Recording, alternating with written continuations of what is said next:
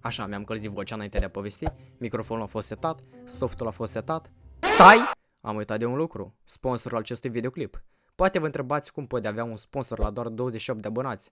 Păi este simplu. Eu sunt sponsorul. Știu că unii dintre voi care se uită la videoclipurile mele nu sunt abonați, de aceea vă informez să vă abonați, căci dacă nu o faceți, vine dracu o tornadă peste voi.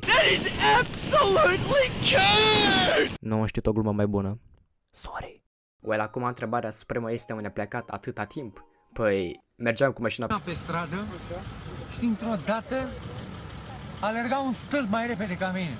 Glumesc, mă, am fost plecat în vacanță cu familia și prietenii. Nu mă credeți? Vreți să spuneți că mi-a fost lene să fac videoclipuri? Ia uitați-vă la poza asta.